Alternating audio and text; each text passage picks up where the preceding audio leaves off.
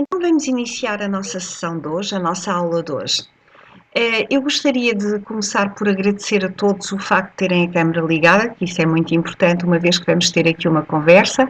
Agradecer muito especialmente à doutora Tatiana Faia, que é especialista em literatura grega antiga, é especialista em Homero, fez uma gravação especialmente para vocês, com um PowerPoint que eu também vos enviei, gravação que vos enviei, e o nosso objetivo hoje é estarmos aqui todos juntos para vocês, nesta última aula do segundo período e numa fase já de conclusão da leitura da Odisseia, façam todas as perguntas que querem fazer à Tatiana, porque a Tatiana é a pessoa ideal para responder a todas as vossas dúvidas, perplexidades, inquietações. Eu pedi-vos que trouxessem os vossos diários de bordo, os vossos diários de leitura, porque fui lendo ao longo deste tempo muitas observações, muitas delas muito interessantes sobre a Odisseia, e penso que seria o momento ideal para as partilharmos aqui todos juntos e para obtermos da Tatiana um esclarecimento. Está bem? Pronto, eu não sei se a Tatiana quer dizer umas palavras inicialmente, antes depois de passarmos aos alunos para fazerem as perguntas. Ok, eu queria começar por agradecer ao Sandra o convite para estar aqui. Eu tenho muita curiosidade em tentar perceber como é que é para vocês ler a Odisseia, porque vocês ao contrário de mim, estão a lê-la pela primeira vez e estão a encontrar este mundo pela primeira vez. E para mim, eu já não me lembro como é tão estranho. A Alexandra me ensinou que, por exemplo, os nomes vos fazem muita confusão. Eu já não me lembro muito bem o quão estranho é ver este mundo pela primeira vez. Portanto, estou muito interessada em ouvir as vossas perguntas, mas eu não tenho grande introdução preparada. Se vocês estiverem muito tímidos e muito nervosos, não tenham problema. Não há perguntas certas nem erradas. Até porque nós sabemos muito poucas coisas, com certeza absoluta, acerca de Homero, como vocês vão provavelmente perceber nesta conversa. E é esta a minha introdução. Ok. Obrigada, Tatiana. Eu agora passo a palavra aos meninos. Eles sabem que hoje é o dia da oralidade, é o dia de esclarecer todas as dúvidas sobre esta obra e, portanto, gostava que começassem então a fazer as vossas perguntas ou a partilhar as vossas experiências, os momentos que acharam mais difíceis, mais interessantes na leitura da Odisseia. Vão colocando a mão no ar para eu saber quem é que quer falar e colocando as vossas perguntas. Sim, desculpem, coloquem só a vossa mão no ar para eu saber quem é que quer participar. Foi a Erika, parece-me? Não me pergunta, só para dizer que eu fico tipo assim, internet. Muito bem, ela vai voltar a entrar de qualquer forma. Então vamos começar.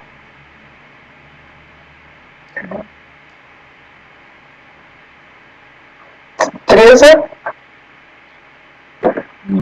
Eu queria perguntar se os sítios todos que aparecem na Odisseia e Ítaca, estes sítios, se existiram mesmo, ou existem? Então, eles existiram mesmo. Nós pensamos que, não sei se vocês viram no PowerPoint, eu tento mostrar-vos mais ou menos como é que alguns dos sítios parecem hoje. Nós temos quase certeza que a maior parte deles existiram. Há uma coisa muito engraçada, que é parte da história da arqueologia, que no centro da Grécia hoje, no Peloponeso, que é uma região da Grécia, como Lisboa é uma região de Portugal, há uma cidadezinha chamada Micenas, e no princípio do século houve uma série de arqueólogos que foram para lá e escavaram uma série de coisas que nós não sabemos se pertencem a heróis homéricos, pensamos que não, mas que correspondem muito perto às descrições que o Homero faz. Os sítios existem, Teresa, e é muito engraçado que há pessoas que a profissão delas é tentar descobrir exatamente onde é que eles eram. Ítaca é um bom exemplo porque nós não sabemos muito bem onde é que é. Temos mais ou menos uma geografia delimitada. Há duas ilhas, uma é Cefalónia e outra é Ítaca. E nós temos a impressão que a Ítaca do Ulisses não é a ilha a que hoje se chama Ítaca, que poderia talvez ser parte do reino do Ulisses, mas nós não sabemos.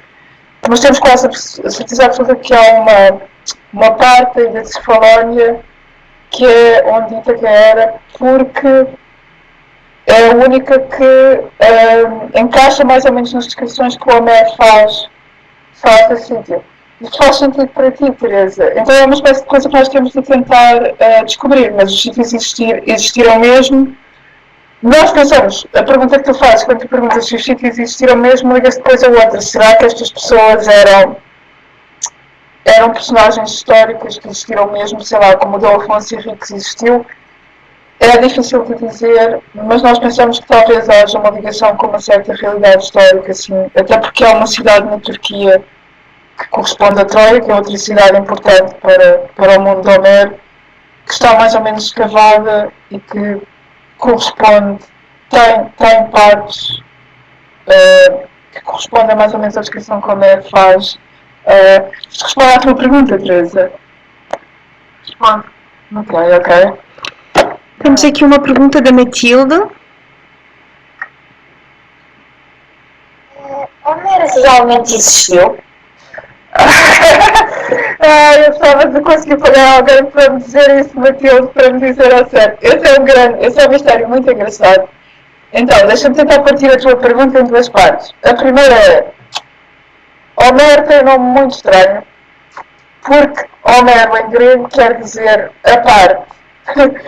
E nós não sabemos se quer dizer a parte, porque Homero era originalmente parte de um grupo de poetas que se juntaram todos e apareceram com esta história todos juntos, ou se ele era só um e foi o único que pegou nas histórias todas que os outros contavam e a tentou pôr numa unidade.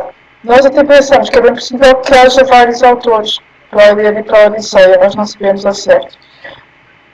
Os únicos dois momentos, assim, na história da literatura da Grécia, que nos fazem pensar acerca de se Homero era um ou não, ou eram vários. Há a Ilíada e a Odisseia, certo? Que são os dois grandes poemas que Homero escreveu. Há depois uma série de poemazinhos à volta que os gregos iam cantar aos festivais, como o Tony Carreira hoje aparece nos festivais das terras.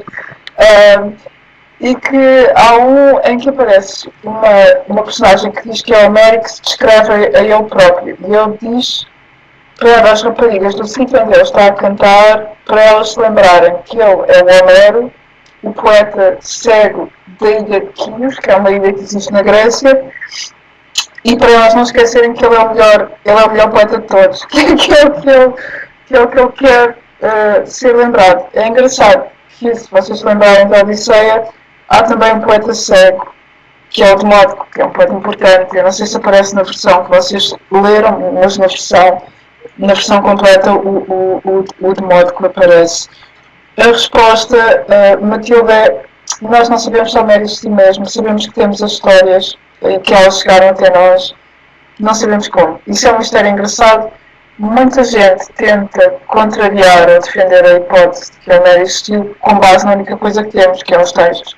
E há quem diga: não, isto não é só uma pessoa, são várias, e não é possível atribuir ao Homero, portanto Homero não existiu, isso é uma ficção. E há pessoas que dizem: não, há aqui alguém que foi só uma pessoa que contou esta história. E não há uma resposta naquele. Fica assim. Temos aqui uma pergunta da Mariana. Quando eu estava a ler a história, eu li as expressões de Aurora de rosa os dedos ou Aurora de belas tranças. Eu queria perguntar se tinha um significado específico para mudar, como uma estação, ou como o dia estava mais chuvoso, com mais sol, ou era mais para descrever como é que as personagens estavam, ou era só para o texto não ficar tão repetitivo e continuar com o sentido poético? Então, isso é uma ótima pergunta. Muito obrigada pelas vossas perguntas até aqui. Estão a ser todas muito boas. Há aí vários níveis, há aí várias coisas que acontecem com essas expressões que aparecem muitas vezes. a primeira coisa que essas expressões nos dizem é que os textos não foram os textos estão escritos, mas eles não foram necessariamente compostos de uma maneira escrita. E essas expressões, como a aurora de rosa e os dedos, ou aqueles pés velozes, o Luís Miller diz, elas eram fórmulas que o poeta usava para se lembrar da história e de como ele tinha de contar. E isso, de alguma forma, tem a ver com a ideia da poesia como uma tecnologia que os poetas usam. A tecnologia do Homero usava essas fórmulas para encher a métrica dos versos. E depois há uma grande discussão acerca disso, que tem dois lados. É uma discussão complicada, eu vou tentar mais ou menos abreviá-la para não ser chato. Mas o que acontece com essa discussão é que nós sabemos que há pontos em que o Homero se engana e em que o atributo que ele dá ao herói não faz sentido naquele passo. E há muita gente que olhou para isso e diz que isto na verdade não caracteriza os heróis e que às vezes está errado e que é uma mostra do quão rudimentar de alguma maneira a tecnologia do Homero era, em certo sentido.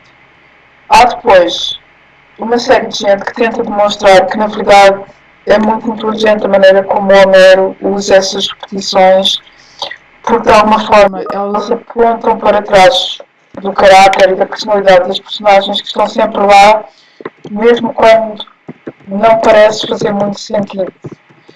A repetição, normalmente, havia um poeta romano, eu acho que é o Horácio, que diz, de vez em quando o bom do Homero adormecia e enganava-se e punha a fórmula errada. Mas há estudos muito cuidadosos que demonstram que, na verdade, isso não faz sentido. Isso depois prende-se com muito pouco que nós sabemos do mundo destes poetas.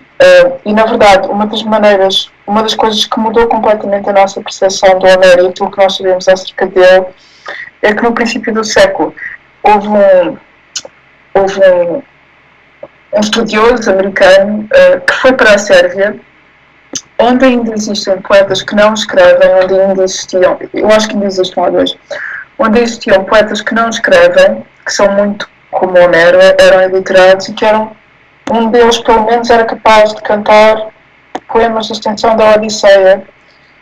E ele olhou para essas fórmulas que ele usa e ele conseguiu entender que o Homero fazia parte do mesmo mundo que estes poetas e que era provavelmente um poeta que não era literado. Então, essas fórmulas parecem repetitivas, mas na verdade são muitas vezes uma âncora para o poeta se lembrar de onde é que ele precisa ir.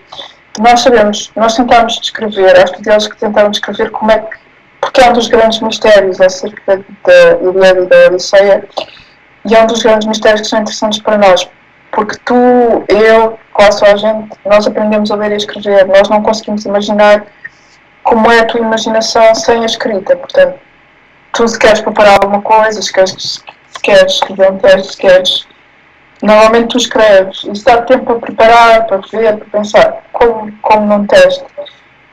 E o Homero é um ponto na história da humanidade em que a escrita não estava lá, e portanto a nossa memória e a nossa imaginação devem ter funcionado de maneira muito diferente. Essas fórmulas repetitivas são sobre isso. Pronto, eu não sei se isto responde à tua pergunta, mas espero que sim. Mais perguntas?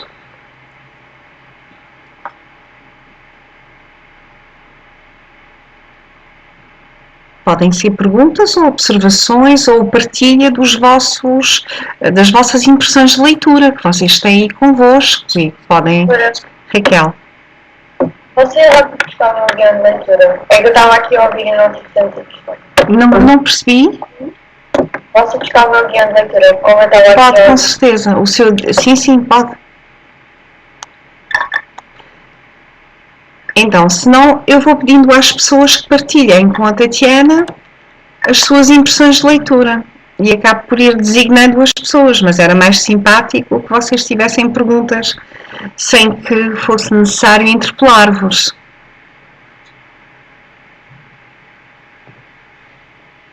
Setora, Caetana, diga. o guião de leitura é o diário de bordo? Sim. Mas vocês fizeram vários diários de bordo, portanto, vocês já escreveram muita coisa que podem partilhar com a Tatiana.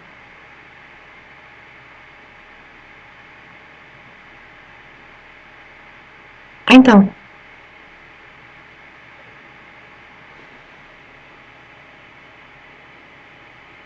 Daniel.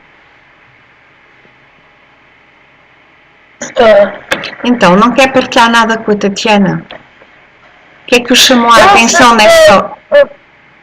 Não sei se é bem uma pergunta ou não. É tipo uma coisa que eu quero dizer. Não sei se é um motivo. Diga.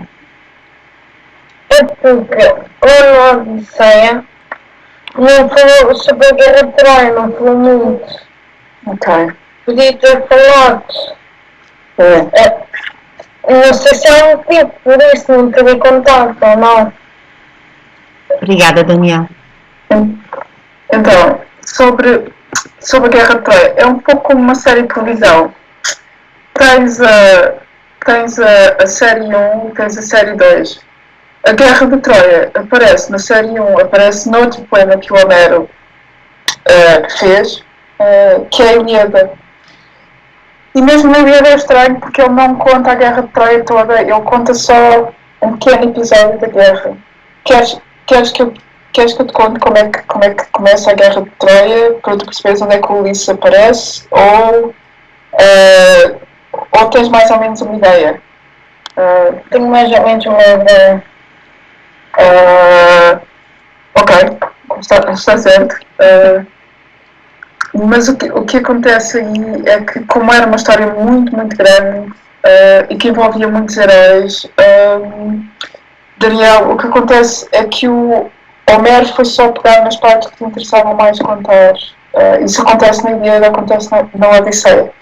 Nós pensamos que havia uma série de histórias à volta que contavam tudo. Mas essas histórias nós pensamos que elas se foram perdendo ao longo dos séculos. E portanto só temos algumas partes. A Ilíada e a Odisseia são as duas mais importantes. E tenho mais outra pergunta sobre a guerra. Ok. Qual foi o motivo de ter acontecido aquela guerra? Então, quem é que quis começar com aquilo? Ok. Quem é que quis começar com aquilo? Quem é que começou? Há duas espécies de causas. Eu não sei se vocês repararam, na Ilíada existem deuses e deusas que são imortais e que são muito diferentes dos humanos. Aparece também na Odisseia, como vocês devem ter dito. Vocês estudaram a Primeira Guerra e a Segunda Guerra ou ainda não? Vocês ainda não chegaram a isso? Não. Não. Mas a guerra que é descrita na Ilíada era para os gregos um pouco aquilo que a Segunda Guerra Mundial é para nós, para a nossa história. Era mais ou menos a mesma coisa. Era uma coisa a uma escala imensa. A primeira causa da guerra de Troia é que há um troiano, há um príncipe troiano chamado Paris, que vai em viagem. E ele vai até a Grécia e fica em casa, como vocês estudaram a hospitalidade, certo? Que era uma coisa muito importante para os gregos. O Paris vai em viagem e fica em casa do Menuau, em Esparta. O Menuau era casado com uma mulher que se chamava Helena, que era descendente de Zeus. Ela não era bem mortal. E o Paris, quando ficou em casa do Menuau, o Menuau, entretanto, foi-se embora, precisava de fazer uma viagem, e ele ficou sozinho com a Helena. E o Paris raptou a Helena e levou-a para Troia. E os gregos consideraram aquilo uma grave ofensa e juntaram-se todos para ir a Troia buscá-la. Depois, eles vão e a guerra começa, a guerra dura 10 anos. A guerra de Troia dura 10 anos no total e depois são mais 10 anos para o Ulisses voltar a casa, porque ele se perde pelo caminho. Há uma grande discussão acerca da culpa do Paris e da culpa da Helena e da responsabilidade deles na guerra, porque a Helena era casada com o Menuau e ela foge com outro namorado, com o seu novo namorado, Paris. Mas o que acontece é que o Paris era um homem muito inteligente e ele tinha entrado num concurso entre uma série de deusas que fizeram uma oferta para ele decidir quem é que era mais bonita. Uma delas era a deusa Afrodite, que lhe dá, que lhe diz que se ele escolher a ela no concurso isso a deixar ganhar, portanto suborna, lhe dá a mulher mais bela do mundo, que era a Helena. E eu, Paris tinha uma série de outras opções, mas escolheu essa. Portanto, a responsabilidade da guerra de Troia tem a ver com o modo como os deuses brincam com os homens também e com o modo como eles usam os homens um pouco para se divertir às vezes, porque eles nunca morrem, eles são imortais e para eles a nossa vida é um pouco uma comédia. E neste caso é uma comédia que teve consequências sérias e um pouco cruéis. O que é que tu achaste mais estranho na Odisseia de tudo? Sim. O que eu achei mais estranho foi as palavras que o homem utilizou, porque muitos de nós não conhecemos, só pelo contexto que fazemos a nossa história, não aplicava. Sabes que é uma coisa engraçada. O grego do Homero, o texto que vocês estão a ler é uma tradução do grego antigo, que é uma língua que já não é falada. E na verdade o grego do Homero, a língua em que o poema está escrita, nunca foi falada. Nós sabemos isso. É uma espécie de aglomeração de uma série de dialetos e de sotaques e que os gregos nunca falaram em parte nenhuma da Grécia. Sabemos que há um dialeto que é maioritário, que é dos Ios da Jónia, mas é uma língua artificial. Portanto, a dificuldade com as palavras já estava lá para os gregos há muitos séculos atrás. Eles também tinham de ir ao dicionário se houvesse um dicionário na altura.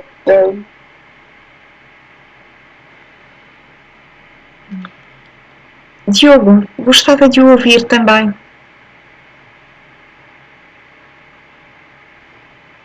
Estou sim, Diogo.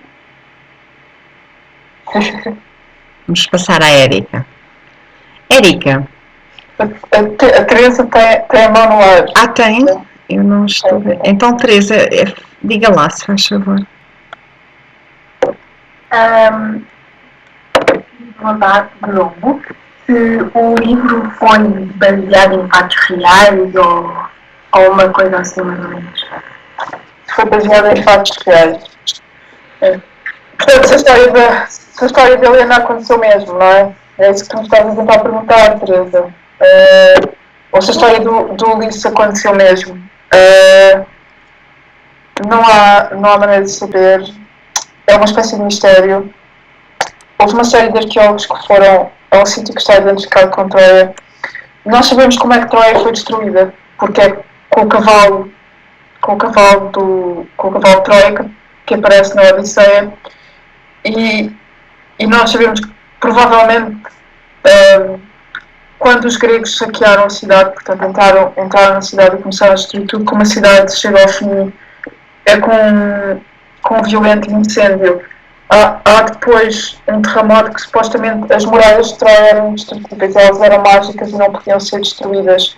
E há uma parte na Ilíada, no livro 12, em que na verdade o poeta conta a história de como a cidade é destruída e ele fala de como um terremoto de um dos deuses destrói a cidade. Os arqueólogos têm maneiras de ver isso e como é que isso acontece numa cidade. E há uma das Troias. Troia tem vários níveis, portanto, quando os arqueólogos começam a escavar uma cidade, tal como em Lisboa tu tens ruínas romanas, o que acontece é que à medida que eles vão escavando, eles identificam o extrato do tempo. Quanto mais fundo eles vão, mais antigo é. Eu não me lembro se é Troia 4, se é Troia 6, que foi destruída por um incêndio. Há uma outra das Troias que foi destruída por um terremoto. Portanto, nós sabemos que há alguma base verídica e nós sabemos que há uma representação relativamente fiel daquelas sociedades, porque a arqueologia documenta isso. Nós não sabemos ao certo se eles existiram, é possível. Há uma história muito engraçada de um tipo louco alemão chamado Schliemann, que era uma das pessoas que queria escavar Troia, e quando ele foi dizer aos arqueólogos que ia escavar Troia e que ia escavar Esparta, Micenas, as pessoas disseram que ele estava louco e que ele não podia fazer isso, mas como ele não tinha muitos problemas com isso, ele foi lá mesmo e tentou escavá-la. E como acontece às vezes quando as pessoas têm uma ideia maluca, ele estava mais ou menos certo quando ele foi escavar Micenas em Esparta, que ainda hoje é uma ruína que está lá e que tu podes visitar, se um dia fores à Grécia, podes ir a Micenas. Ele descobriu uma máscara de ouro que parecia ser parte do tipo de objetos que são descritos na Ilíada e na Odisseia, e ele na altura até ligou ao rei da Grécia para dizer ao rei da Grécia que tinha descobrido a máscara do seu antepassado, Agamemnon. Nós não sabemos se o Agamemnon é um dos reis mais importantes que aparecem nos Planos Homéricos. Nós não sabemos se é verdade que seria a máscara de Agamemnon, pensamos mais ou menos que não, mas que é muito parecido com as coisas que são descritas nos poemas. Isso leva a outra pergunta, Teresa, que é porque é que estas pessoas desataram de repente a cantar estes poemas e de onde é que eles vieram? Estes poemas são mais ou menos a origem da poesia e da literatura, portanto, dos milhares de livros que hoje povoam as nossas bibliotecas e as nossas livrarias. Nós pensamos que há um elo muito forte entre as canções que eram cantadas para celebrar a morte dos guerreiros, dos heróis, e que lembravam as coisas que eles tinham feito, e esta poesia épica, como a Ilíada e a Odisseia. Portanto, nós pensamos que, a princípio, pelo menos, há um elo muito forte com a realidade, porque, como não havia escrita, os gregos tentavam preservar a memória, eles tentavam preservar as coisas que se conseguiam lembrar. O problema é que há pessoas que estudaram quanto tempo é que a nossa memória dura em relação às coisas do passado, às coisas que vieram antes de nós.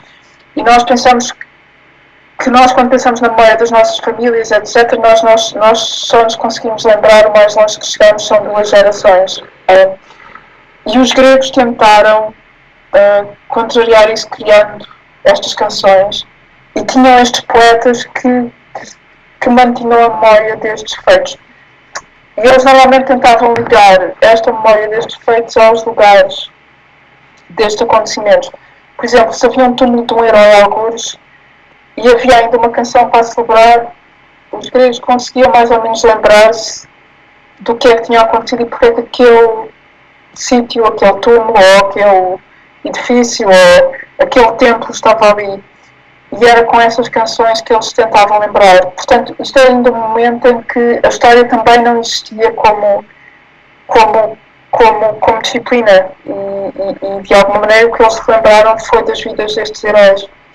Nós pensamos que há muitas corrupções e depois o Homero conta a sua versão dos factos e talvez algumas coisas fossem um pouco fake news, mas nós pensamos que há uma ligação com a realidade, que pode não corresponder exatamente àquela história como é contada, mas corresponde mais ou menos aos factos. É um pouco como quando estás a ver uma série e na série dizem baseada em factos verídicos. O Homero é mais ou menos essa categoria de ficção. Muito bem. Tiago.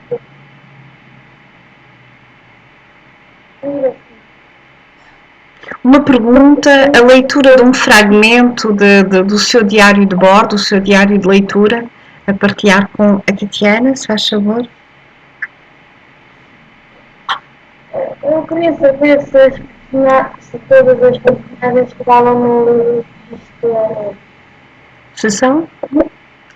Não percebi. Se todas as personagens que falam no livro existiram mesmo. Daniel, eu acho que sim. O que é que te faz pensar? Porquê é que te preocupa se elas existiram ou não? É o Tiago, não é? Tiago. Tiago, desculpa, Tiago. Tiago, consegues ouvir-me? Porquê é que te preocupa se elas existiram ou não? Preocupa-te se a história é mesmo verdade? Porquê é que te preocupa? Estamos a ouvi-lo mal, Tiago. Fala um bocadinho mais alto ou mais próximo do seu microfone. Porquê é que te preocupa se a história é mesmo verdade, Tiago?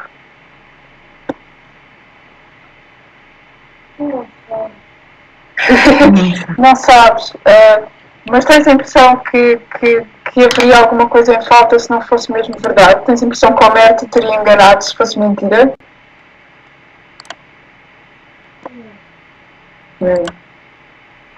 Mas, mas tu é que tens de decidir se achas que é mesmo verdade ou não. E tens de pensar sobre isso, Tiago. Tens de ter uma opinião, não podes não ter uma opinião sobre isso. Tens mesmo de decidir se é importante para ti, que é verdade ou não. E se é ou não é, como é que tu te relacionas com isso? Como é que tu vais pensar sobre isso? E o que é que isso te faz pensar acerca da Homero e das coisas que ele diz?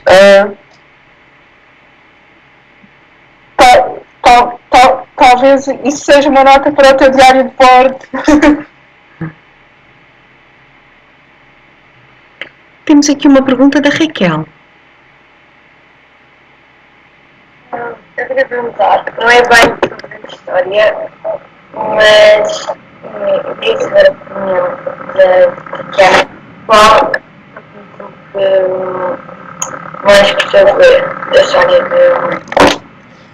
Qual é o capítulo que eu mais gostei de ler? Eu gostei de todos da Odisseia. Queres dizer da Odisseia, Raquel?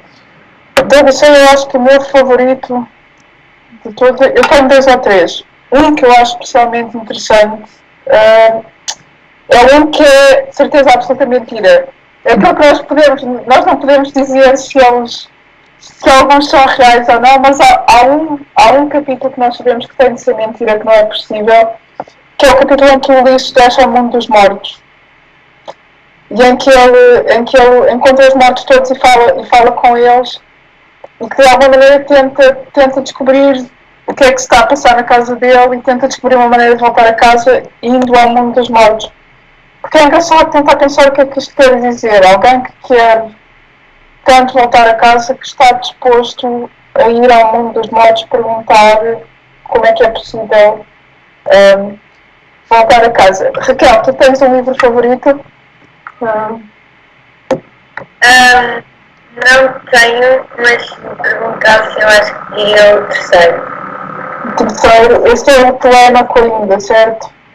Acho que sim. Esse é bom, também. Mais perguntas? Gostava de ouvir o Diogo, gostava de ouvir a Érica, a Filipa, a Joana. A Erika disse que não estava muito bem porque é que ela estava a gravar. Muito bem. A Joana, consegue falar? Conseguimos ouvi-la? Sim. Joana, não estamos a vê-la. Eu pelo menos não estou a ver. Sim, a minha neta está um bocado fraca, então se eu ligar a câmera vai abaixo. Então, mas conseguimos ouvi-la perfeitamente. Se quiser fazer a sua pergunta ou partilhar a sua observação. Mas todas as minhas perguntas já foram todas respondidas. Já? Quem é que me perguntava na penúltima aula? Eu já não me lembro quem foi a pessoa. O Daniel tem a mão no ar. O Daniel tem a mão no ar. Então, vamos lá. Daniel. Uma pergunta sobre um livro. Ok. Na conversa do Toledo com a mãe, a Penélope, há um homem que canta as músicas. O que eu acho é que, como a Tatiana disse, como digamos que cantava, daquilo do contar todos a cantar. Não vi na cabeça que se calhar era um homem que estava ali a cantar. Sim, pode. Nós pensamos que sim, que há uma projeção em que o Homero põe personagens que são parecidas com ele na história que ele está a contar. O poeta que está na corte do Ulisses é uma coisa engraçada. Eu não sei o que é que acontece no final do poema na vossa versão. Na história que vocês leram, o Ulisses vinga-se toda a gente também, certo? Sim. Mata os pretendentes todos, certo? Sim. Na história Homero, a única pessoa que ele poupa é o poeta. Ele não mata no fim, apesar de ele estar a trabalhar com os pretendentes. Ele deixa escapar. O que quer dizer que o Homero, de alguma maneira, estará a tentar dizer é preciso ter respeito pelos poetas. Muita gente pensa como tu, Daniel, acerca de se estes poetas que aparecem têm alguma coisa a ver com o Homero ou não. E há gente que vê, não no poeta que está na corte do Ulisses, mas no outro que aparece na corte dos fiaços. Vocês viram os fiaços, certo? Uhum. Os fiaços são o povo mais divertido que aparece na Odisseia. Eles gostam de festas, de jogos e de bons jantares. E eles têm um poeta lá, que é o Demócrito, e há muita gente que pensa que o Demócrito é uma espécie de Homero. Nós pensamos que não é o poeta que está no princípio, com o Telêmaco, na corte do Ulisses, mas o poeta que aparece na corte dos fiaços, porque ele é parecido com o Homero, tal como o Homero é cego. E por causa desta paciência nós pensamos que talvez haja uma ligação.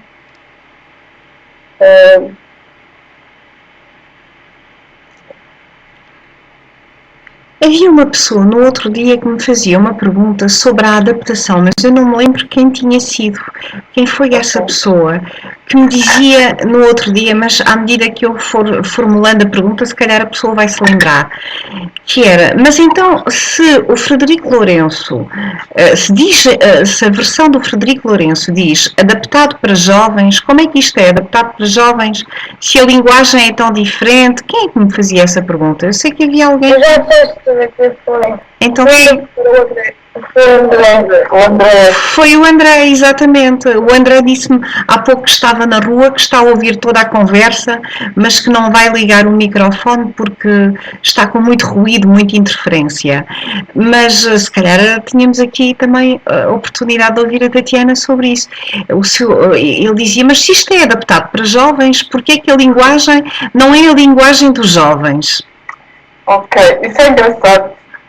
Queríamos perguntar ao professor Frederico Lourenço porque é que ele vos fez essa maldade. Vocês todos tiveram dificuldade com a linguagem do poema, foi complicado para toda a gente, mais ou menos, certo? Sim. Sim. Isso tem a ver, isso não tem nada a ver com o Homero, tem a ver com a confiança do Frederico Lourenço em vocês como leitores.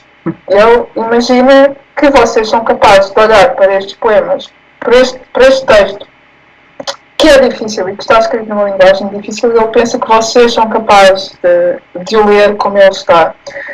Isso, de alguma maneira, ajuda-vos a expandir o vosso mundo e o vosso vocabulário, não é?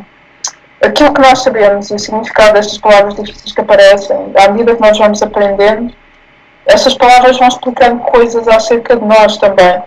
Portanto, coisas que se calhar vocês já tinham pensado, mas não havia uma palavra para elas. Uma boa é aquela de quem há pouco falava, a aurora de rosa e os dedos, que não é uma coisa em que vocês possam pensar imediatamente, porque não é a linguagem normal de todos os dias, é de alguma maneira a linguagem da poesia, mas a aurora de rosa e os dedos é uma coisa que existe. Se vocês acordarem muito cedo de manhã, se virem o dia a clarear, não passa do escuro ao muito claro muito rapidamente.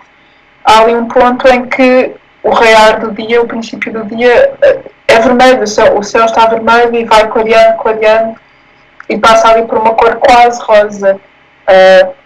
Isso de alguma maneira é útil pensar nisso, porque vos lembra que há essa parte do dia que tem essa cor e de alguma maneira a descreve.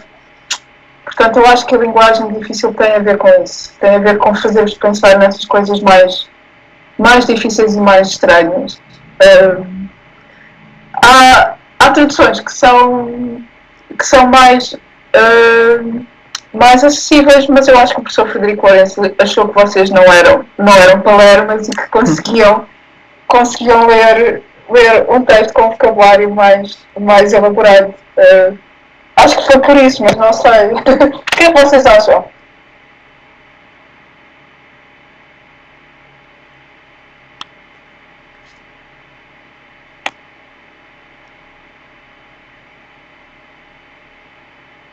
Então,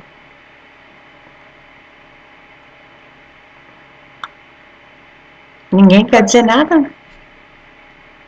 Ninguém quer dizer nada. Eles hoje estão mais envergonhados do que é habitual, costumam ser mais participativos. Eu tenho uma pergunta. O que é que vocês acharam? O que é que vocês acharam do final? O que é que vocês pensaram da decisão do Ulisses de matar toda a gente?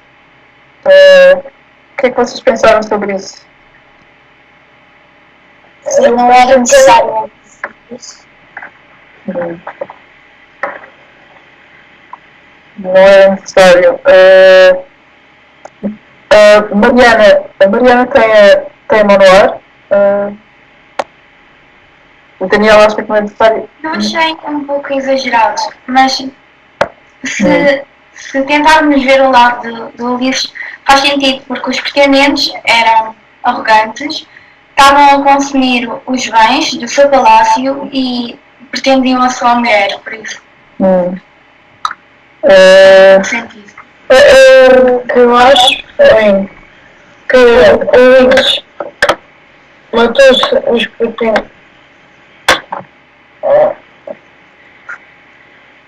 Força, Daniel, eu não consigo ouvir. O Daniel teve aí qualquer problema com a internet, ficou bloqueado. Vamos esperar que ele regresse. Se calhar, Sádio, não tem nada a dizer sobre isto no final, Sádio?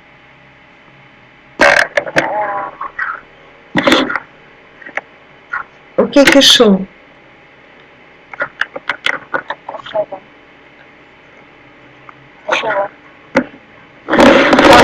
Eu achou bem. E a Filipa não tem nada a dizer?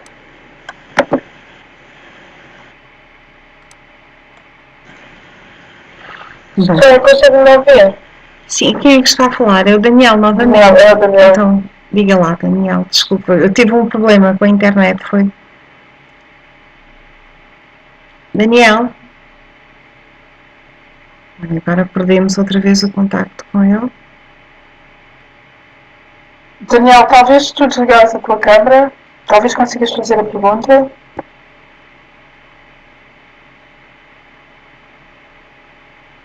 Não, está mais complicado do que habitualmente. A Mariana tem aqui a mão. Diga, Mariana. Eu já tinha baixado. Ah, está bem, ainda não tinha tirado aqui. Mais perguntas? Consegue-me ouvir? Sim. Sim. A internet está fraca aqui em casa. O que eu ia dizer é que o Ulisses, na minha opinião, ele ter matado os pretendentes foi ter mostrado que queria se vingar. Se vingar porque é que eles fizeram aquilo à sua casa, os motivos, e não queria que ninguém ficasse com a sua mulher. Porque a sua mulher era uma coisa muito preciosa para ele.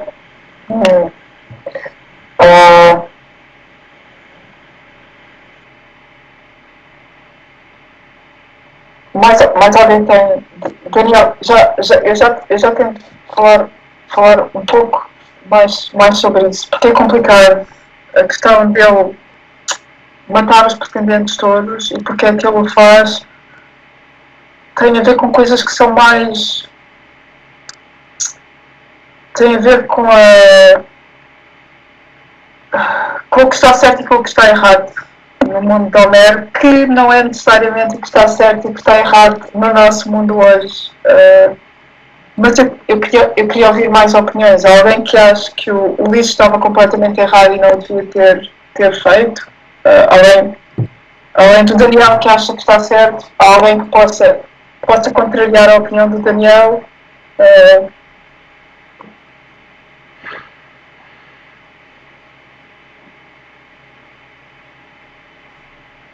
O que acham? Caetana tenha, Manuel. Força, Caetana. Eu acho que o Ulisses não deveria ter matado os pretendentes. Porque, para além.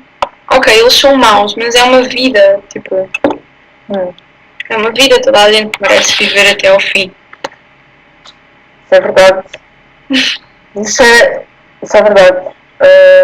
Podia ter metido um castigo duro, mas matar. Sim, isso é verdade. É muito complicado o que acontece no final. Há pessoas que o problema não é ele matar os pretendentes.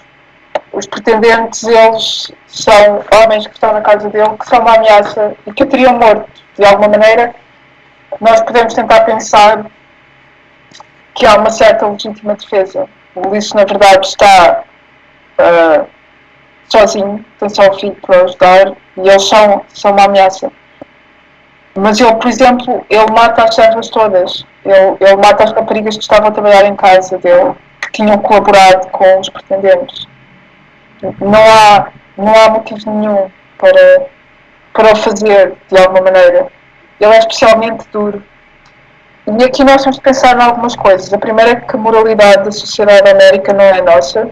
É, apesar de tudo, uma sociedade muito antiga, com mecanismos muito diferentes para lidar com o crime que os pretendentes cometem. De alguma maneira é um crime do que a nossa. Se vocês pensarem, há outra coisa que é, de alguma forma, os pretendentes estão a ofender a hospitalidade do Ulisses.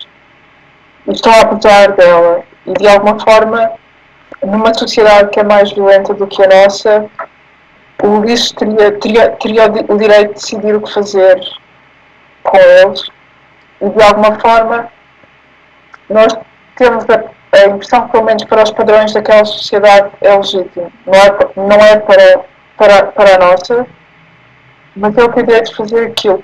O Homero é muito cuidadoso com isso, Caetana. Eu não sei se tu reparaste, mas antes o que acontece é que eles humilham o Ulisses brutalmente e, de alguma maneira, o Ulisses testa-os. Ele tenta entender se eles são pessoas decentes ou não. E ele está em casa dele e tenta perceber como é que eles o vão tratando. E eles tratam-no muito mal. E tratam muito mal uma série de pessoas que estão à volta do Ulisses. A mulher do Ulisses é uma coisa, é outra personagem importante. E é outra personagem importante para tentar perceber isto. Porque ela, de alguma forma, em certo sentido, ela não é uma posse do Ulisses. E ela teria o direito de se casar porque ele estava desaparecido há muito, muito tempo. O mais lógico seria pensar que o Ulisses tinha morrido porque ele não voltou depois de toda a gente ter voltado. Portanto, o Homero é cuidadoso nisso porque ele manda a Telema com a espada para ir buscar notícias do pai e ninguém sabe. Portanto, a Penélope podia ter-se casado e estaria no direito dela de alguma maneira. Portanto, ela não é um objeto precioso do Ulisses. Ela poderia ter escolhido não ficar ligada a ele. E de alguma forma isso demonstra a resistência da casa do Ulisses, o quão unida aquela família era. É muito incrível pensar que alguém de alguma forma poderia esperar por outra pessoa tanto tempo e recusar-se a aceitar o casamento de outra pessoa. E é um contraste engraçado com a Helena de Troia, que vai para Troia com o pai, que é que não é o marido dela e que é alguém novo. Portanto, a infidelidade da Helena e a fidelidade da Penélope. É engraçado pensar nessas duas coisas. O Ulisses, de alguma forma, o modo como ele mata toda a gente, reflete outra coisa que na verdade é real e que acontece aos soldados quando eles voltam a casa, que é a realidade deles não é a realidade de toda a gente. O Ulisses viu muita coisa em Troia e fez muita coisa em Troia. Ele na verdade fala disso. Uma das coisas mais estranhas que acontece no poema é quando, eu não sei se isso aparece no vosso livro, quando o Demóstenes canta a história do Ulisses, o Ulisses começa a chorar. O que nós pensamos quando alguém tem uma vitória tão bem sucedida como o Ulisses teve, e o Ulisses acaba por ser o arquiteto da queda de Troia, é ele quem imagina o cavalo de Troia, portanto, é ele quem ganha a guerra no fim, é ele o grande soldado vitorioso da guerra, não é o Agamemnon, não é o Menelao, não é o Aquiles, não é nenhum deles. O grande soldado vitorioso de Troia, de alguma maneira, é o Ulisses. E o que ele sente é uma pena muito grande e uma vergonha muito grande, porque ele está a chorar quando toda a gente está a celebrar a vitória dele. E o sofrimento dele, de alguma maneira, é um sofrimento porque ele entende o sofrimento que causou aos troianos, ele entende que lhes queimou as casas, ele entende que lhes destruiu a cidade. E de alguma forma, é como se nessa reação do Ulisses, o Homero dissesse: numa guerra não há verdadeiramente ninguém que ganhe, uma pessoa pode sobreviver e pode de alguma forma voltar com a vitória, mas tudo o que está perdido não volta. E até, se vocês pensarem, o Ulisses é alguém que não viu o filho dele crescer. Isso é horrível. Isso não volta, esse tempo que está perdido não volta. Portanto, é preciso pensar também um pouco que o Ulisses é alguém que viveu num mundo muito violento durante muito tempo. E quando chega àquele ponto em que ele mata os pretendentes, ele, de alguma maneira, não é alguém normal. E não seria talvez o comportamento normal de outros heróis naquele lugar. E mesmo de outros heróis naquele tempo. É muito bizarro e é muito estranho, de alguma maneira. Se ele está certo ou errado, é difícil de dizer. Mas isso é também o desafio de vocês lerem o livro. Tem a ver com isso. Que o livro vos mostre uma moralidade completamente diferente da vossa e vos faça pensar nisso. Talvez tenha sido também por isso que o Homero contou a história assim. Agora, a mim deixa-me desconfortável matar toda a gente. Eu acho que não é necessário. Eu acho que ele tem direito e não é necessário ao mesmo tempo. É complicado. Faz sentido, Caetana. Aqui. Estás com muito sono. Sim, faz sentido. Mais perguntas, mais observações? Também não queremos ocupar aqui muito tempo da Tatiana, mas eu sei que a Tatiana tem, se não houver mais perguntas, não sei, eu sei que a Tatiana tem um desafio para vos lançar. E se calhar ficava já aqui e vocês têm a oportunidade de esclarecer as vossas dúvidas quanto ao desafio. Tatiana, vamos... A Alexandra já vos passou a minha ideia ou não? Ainda não? Ainda não, eu só lhes passei o vídeo e agora, como íamos falar, eu queria deixar à Tatiana a oportunidade. Falei muito vagamente aqui há uns tempos atrás, mas... Ok, então a minha ideia é passar-vos um pequeno. Portanto, este é um exercício grande que vão fazer, certo? Isso está mais ou menos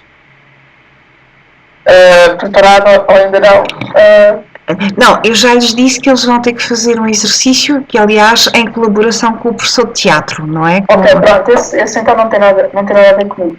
Então, o meu desafio é que cada um de vocês deve escrever uma página contando o vosso próprio regresso de Troia, como vocês quiserem. Vocês têm de escolher um ponto na geografia da Grécia, uma ilha qualquer. Podem ver na apresentação, eu falo de algumas. e têm de contar como é que vocês regressariam a casa, quem é que encontrariam e como. Eu acho que era esse mais ou menos o desafio. Uma espécie de adendo ao vosso diário de bordo, de alguma maneira. Que acrescento ao vosso diário de bordo. Perceberam? É uma tarefa que vão ter que fazer agora para a primeira semana de abril. Portanto, vejam se Ok. não têm dúvidas. A Caetana tem a mão no ar. Caetana. Mas tipo, é para contar a história, tipo, como nós regressaríamos a Troia, é para contar. Depois regressariam de Troia a Ítaca. A Ítaca. Ai, já baralhei toda. Na narrativa ou tipo com falas? Tipo, Como vocês quiserem.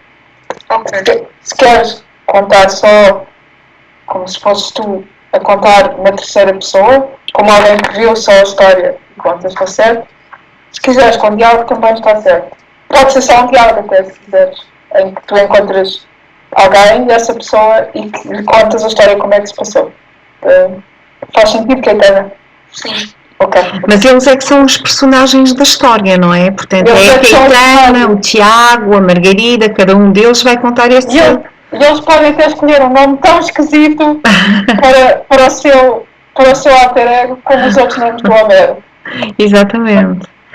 E as personagens que encontrarem são os que eles quiserem, podem ser do seu cotidiano, do seu imaginário, não têm de ser personagens da Odisseia especificamente, não é? Ou pode até acontecer que vocês resolvam, por exemplo, em vez de contar a sua história de como é que chegou ao Ulisses e fazer-lhe uma entrevista em que pede para ele explicar porque é que resolve matar os pretendentes. Isso também pode acontecer e por mim está certo. Pode haver um cruzamento da história com a nossa história.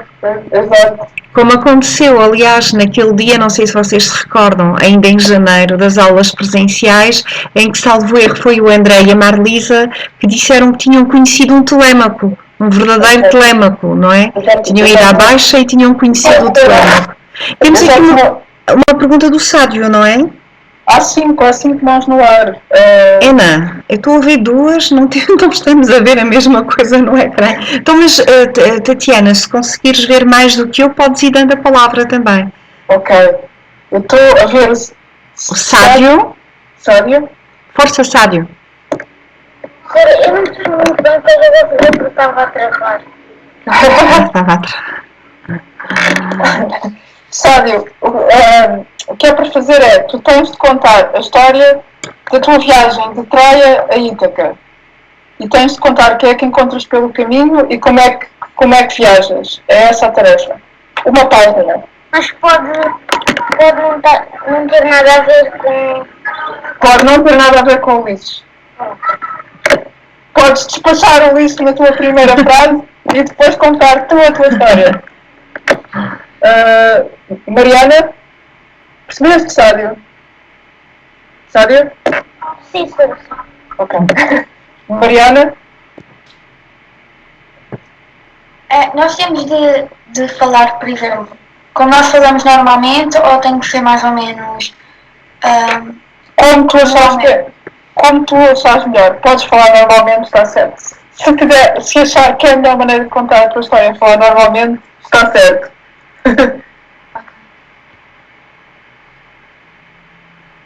Não sei, Caetano ainda tem aqui a mão? Há mais alguém? Já não tenho, doutora. Agora já não está.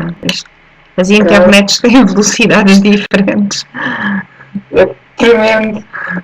Então, toda a gente percebeu, não há mais nada, queiram dizer à Tatiana, queiram perguntar. Portanto, já sabem, esta é a vossa tarefa, hoje é a última aula de ensino à distância, a última aula do segundo período é a tarefa para a primeira semana de abril. Já será presencial, vocês vão me entregar tudo isso e eu depois farei chegar os textos à Tatiana, para ela conhecer as vossas histórias. Então, não há mais perguntas? Vamos encerrar a sessão com a Tatiana, mas nós vamos continuar, está bem? É só Se alguém tiver outra pergunta e quiserem passar à Alexandra, ela depois passa-me e eu tento responder se Exatamente. souber. Como vocês podem ver, eu tenho também muitas dúvidas. Portanto, está certo. Bom, então se não temos mais perguntas, resta-me agradecer a generosa participação da Tatiana. Muito Nada. obrigada, Tatiana. Vamos, pronto, o desafio está lançado, portanto agora é esperar por abril para ver o que é que resulta desta tarefa de escrita. E sim? Não, parecia-me que alguém queria falar. E então ficaríamos por aqui, Tatiana. Eu vou continuar aqui em linha com eles, porque temos que falar ainda de avaliações. Ok, obrigada. Muito obrigada, Tatiana. Beijinho grande, obrigada. Tchau, Deus. Próxima.